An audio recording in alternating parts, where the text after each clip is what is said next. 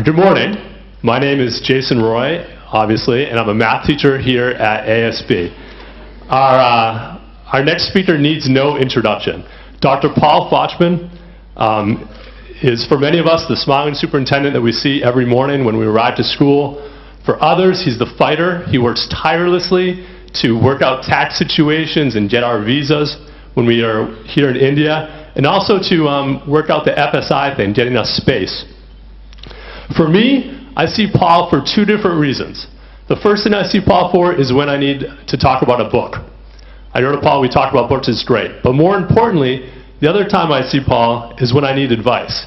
I can go to Paul and I know that I'm going to get advice with love and with friendship and thoughtfulness and never any judgment. So Paul's sort of like my dad. 2010 marks Paul's 20th year in education. During that time, he's taught kindergarten and physics, AP chemistry, and AP economics. Wow.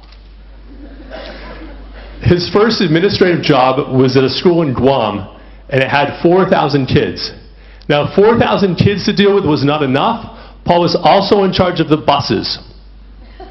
Two big tasks, but Paul can handle it. He likes to take on a challenge at the last minute, and he's going to pull through. Paul didn't know he was speaking today until Sunday night, pretty late. 12 years ago, when I first started my teaching job in New Hampshire, my parents were also moving to new jobs in New Delhi at the American Embassy School. Over the winter holiday, we talked about school. We always talk about school.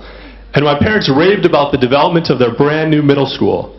Their new principal was a real leader. He inspired his staff to work as one. And together, they would build the school of their dreams.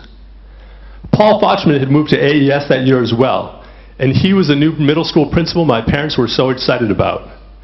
In 2002, Paul's tremendous work was honored when he received the prestigious National Distinguished Principal Award, representing all overseas schools.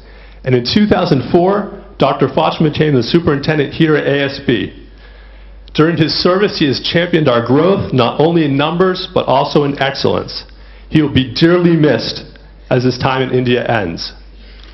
Today, Paul's talk is leadership and responsibility downstream from the Unabomber. It's a mouthful. And from the title, you might not catch that this is going to be a piece about humanity. And Paul has a wealth of humanity to share. I am sure that you will find his stories about India interesting, and his idea about responsibility both fascinating and actionable. It is with great pleasure that I hope that you join me in welcoming Dr. Paul Fochtman to the TEDxASB stage.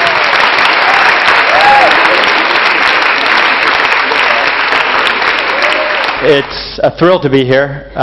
It's been an honor and privilege to be in India for 12 years, and we had never planned on being here for 12 years. But what I want to do is, Madeline talked about leadership and Jason talked about responsibility. I'd just like to take you through a little bit of the story of my walk through India, through a couple of schools, and end with another idea to add on to the ideas. And they're not going to be or ideas, they're going to be and ideas, because I think the future of the world, the future of these schools relies on synergy, not either or decisions. So I want to talk about a few folks, two schools. This side of the room, student perspective, most of you weren't born yet when I came here. This side of the room, you were just finishing ECC 3 or ECC 4, maybe going into kindergarten. So in my experience in India, and your growing up in India if you've been here this long, I would say since independence, this has been the most exciting time to be in India in history. So when folks talk about my experience in India, I have to say, being part of a historic change in a country, you can't ask for anything better than that. What do we mean? I found this cartoon. It says, I wonder what kind of superpowers he possesses. You know, I get interviewed sometimes by first graders who come in and kind of creep into my office and ask, what do you do? And, you know, my son asked me that same question, and I said, well, I meet with people. That's what I do all day long, and sometimes I'm trying to persuade, sometimes I'm listening, sometimes we're making decisions, but at the end of the day, talking to a second grader or a first grader, I meet with students. All I do is I meet with people. I've been fortunate to find my life's work as a teacher, as a kindergarten teacher, as a high school teacher, principal was just a fantastic experience as a middle and high school principal, as a superintendent, doing different things as you do. And I think what I found about my life's work, and I hope you and others have found their life's work, is being responsible for one another. And as I go through this, I'll end with an idea that may be actionable, may not be actionable, but I think speaks to the point of an experience I had where my life's work came into my being, if you will, into my essence, and that's where I hope to end with today. To be a person is to have a story to tell. When I've got the infamous text message on Sunday evening, I just finished watching Bill Clinton's Larry King interview about the Oklahoma bombings. Timothy McVeigh, a domestic terrorist in the United States. I just got a reminder from Mana Shetty about a dear friend of ours' prayer service that was happening, and it got me to start thinking about the many connections over the years both all of us have had and how these things start together. So with no prep, if I had 3 months to prep on what topic or my last lecture I was going to give to you, it might be very different. But at that moment, in time, a couple things came together, and it came together around responsibility for one another. So where did we come from? This is just a little book I was given when I left, but taking a segment out of my life before coming to India. This is a story that starts in God's country, as they call it, and I didn't know I was going to move to a multiple God's country. But this is God's country in Lake Michigan, the northwest corner of a beautiful state, large seasonal district, so a lot of people come to go there on vacation.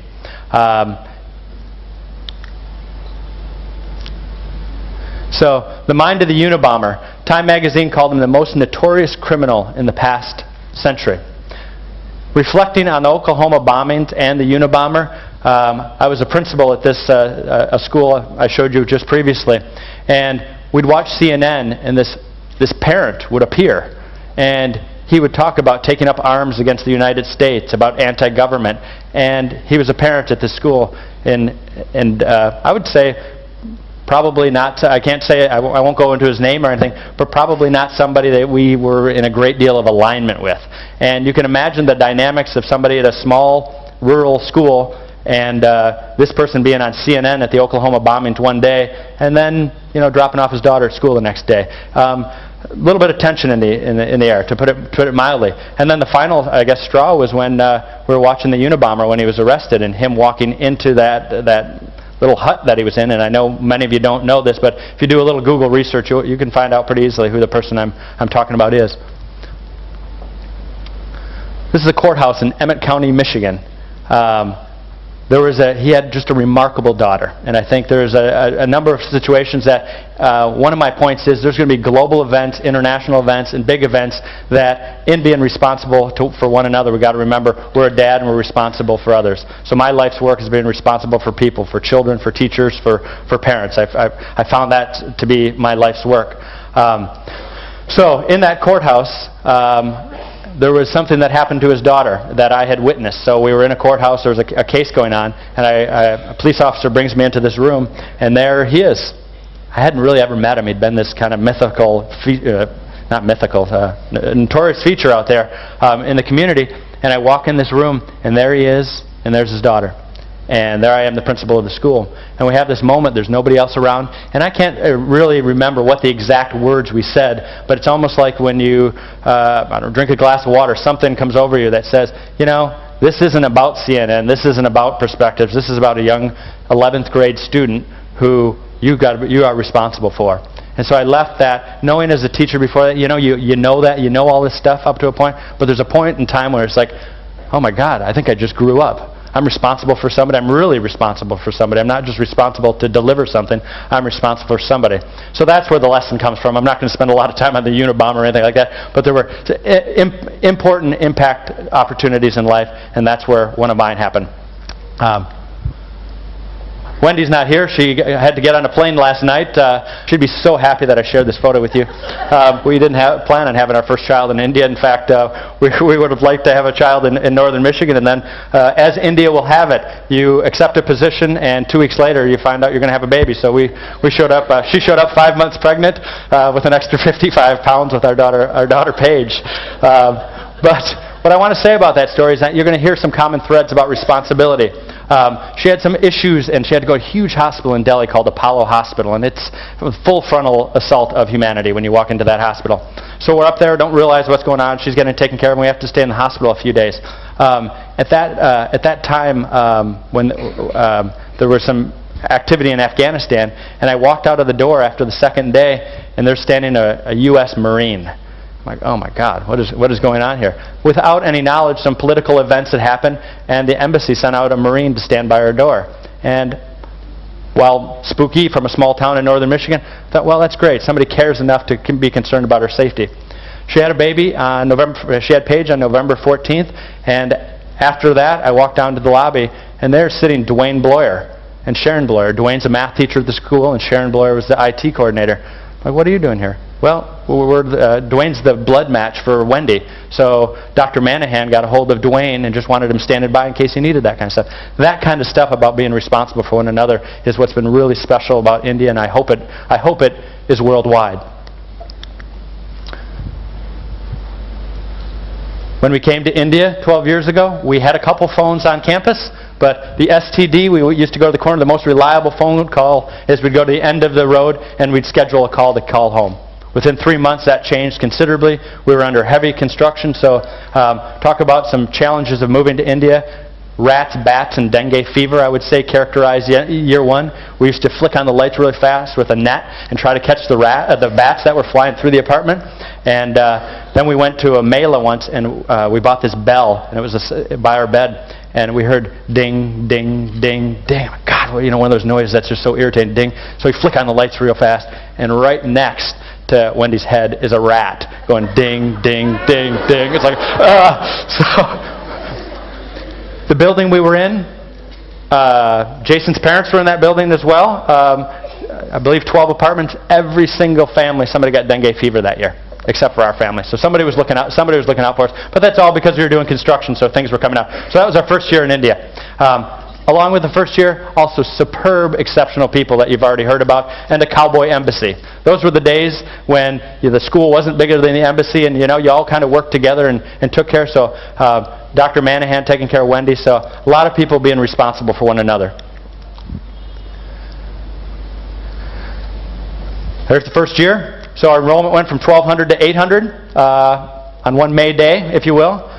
Fear gripped, lack of intelligence was concerned, layoffs and the impact. As a school, we had to decide if we were going to lay off 36 teachers. The economy. So I'm going to try to build this through 2 schools, the economy, and some people. Things were kind of flat. Different sanctions, different things were happening. So the economy was going flat. AES's enrollment went down considerably. We made the decision not to lay off people and dip into reserves while we continued the schools going. India's nuclear emergence, while popular in India, wasn't too popular overseas. Yet this is what I would characterize as a ramping up period for the explosion with regards to India coming up.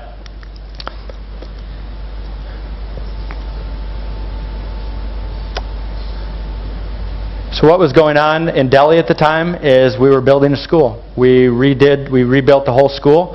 That family in the top corner, that's Aziz Yunus. He has built several schools and worked with ASB at a time. So another person who took responsibility for a school and also assisted ASB.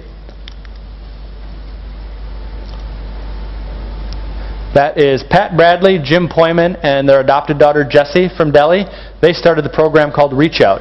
I don't think they use the term in Mumbai called a jugi. The jugi would be like a slum, if you will. So on Thursdays, the jugi would come over and we would have dental appointments, games, all kinds of different things, and got the whole school involved. That didn't exist before the Poyman Bradleys came to AES. That program's continued and it's grown. So they planted a seed at a very local level to make a big difference.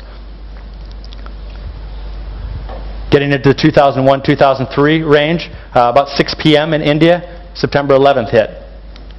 First time that the schools in India closed for a couple days. I'll tie this, the same very soon after the attacks on Parliament occurred. India-Pakistan standoff occurred, and the evacuation. Towards the end of June, evacuation started to occur.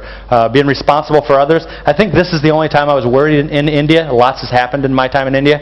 But when they came over, and the principal stayed a little late, and we had to get the duct tape out, and we had to set up the whole gym with computers, because there were 85,000 Americans in India, and they figured they were going to have to evacuate 5,000. So the helicopters were going to land on this field, and they were going to process them through the gym, and they were going to get 5,000 people out in the first couple days. That was the only time I thought, maybe something real is going on here, and maybe it's time to go home a little early this year.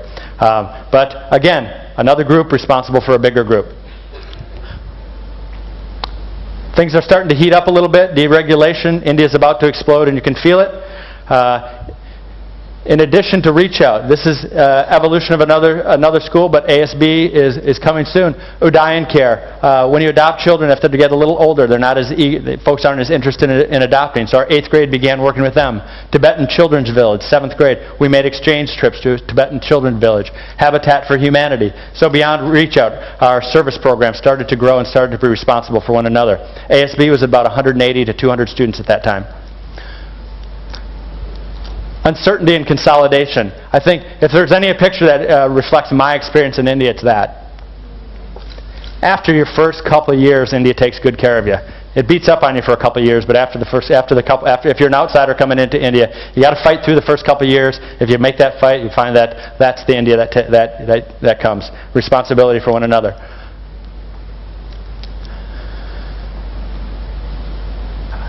This time period, as it ended, renewed attention started coming to India. The nuclear testing, I won't say was forgotten about, but things started coming. Bill Clinton visited, Bill Gates, Sandra Day O'Connor. Awards started to come into different schools. You could feel that India was really starting to take off. And ASB. So we moved to ASB in 2004, about 300 students. That's the old ASB, if you will. No other buildings around. The visionary decision to move ASB up way back when was very visionary. No 5th grade, no science rooms, no lots of things. But it faced a crisis.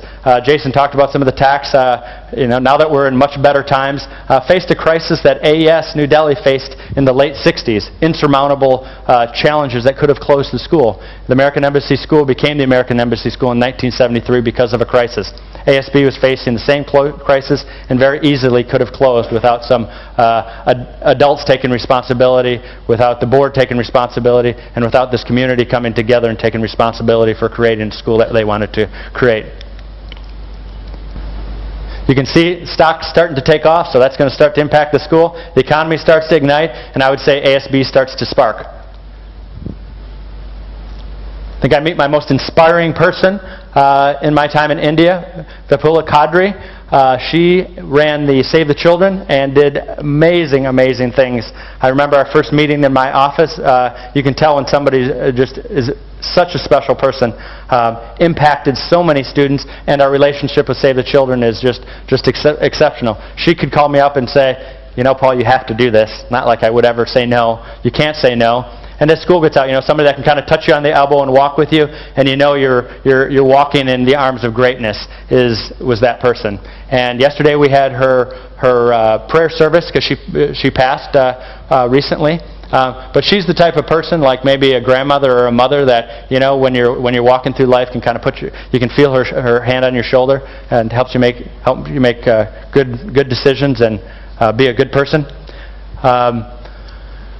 This quote, Bill Gates came at this time, connected. I believe we have more caring than we know what to do with. All of us at one time or another have seen human tragedies that broke our hearts, and yet we did nothing. Not because we didn't care, but because we didn't know what to do.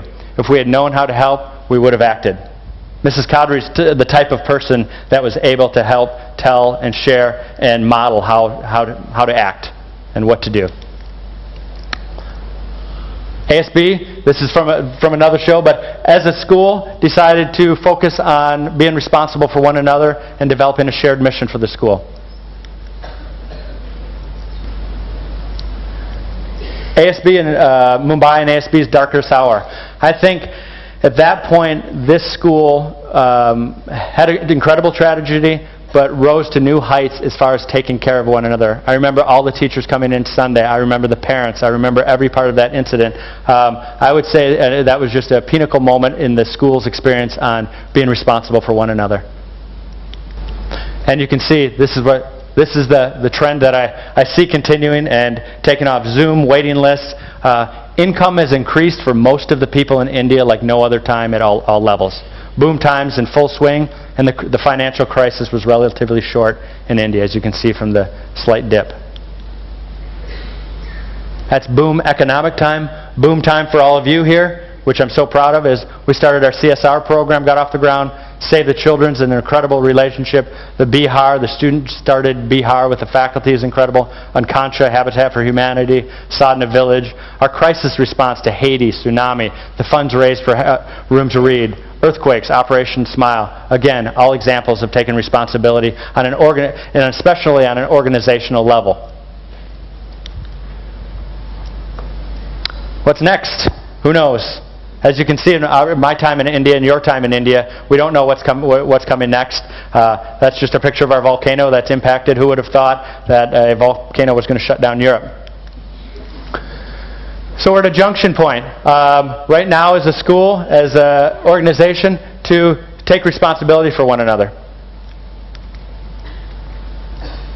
My suggestion's kind of simple. I don't consider it an or it's an and. It could be personal or it could be institutional. I imagine when John talked about opening as many libraries as Starbucks, that might have been met with some pessimism, shall we say. So things may be possible, but clearly there are examples where they're not. So quite simply, it would be very interesting if I had come 12 years ago and India said to me, or the United States said to somebody somebody from India coming to the United States to say, you know, there's 4 of you coming to India. You're responsible for 4 people. On might sound like a very small scale, but what would that mean if I was responsible, and what would that mean for all you students if you knew next door that they needed this kind of medication, they needed a school uniform, they needed to go to school, and they needed some advice once in a while? How would that look different? What would that mean if their hearing aid broke and they couldn't afford a hearing aid and you were responsible for that hearing aid? How would that have a different interface with your experience in India?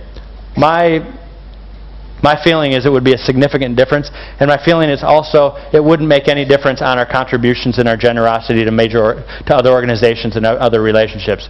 But I feel like I've had a wonderful contribution to ASB, but I kind of would have liked to have that imposed on me. Level 1, outsource it. What would that look like? So if you can only get people to write a check for that type of thing, I'm sure an organization can help you facilitate your responsibility. With help, you need some guidance, or solo. So 4 for 4, 1 for 1, you'd be responsible for somebody here in India. And if we wanted to turn this model around, somebody from India can be responsible for somebody in East St. Louis in the United States. 1 for 1 equals many. This is the hornet's nest, if you will. That's a teacher, and that student gave me the following poem. So she started, this student working with that teacher started what was called the hornet's nest, and with special education students, now they have an on-school store that trains them to work at Walmart. That, you know, for this crowd, that doesn't sound like quite the aspiration, but for somebody with no future that's going to end when they go out of school to gain a future and go out and be productively employed and have a life of their own, that one person right there made a difference on so many that created a next life for a number of students. That student right there gave me this poem when I left. Each of us has different talents, different dreams, different destinations, but all of us have the same power to make a new tomorrow. Being responsible for each other is the leadership lesson, priority, and my suggestion. So I'd encourage you to, if you can, drop a stone in the pond and make a difference on at least one life while you're here. Thank you.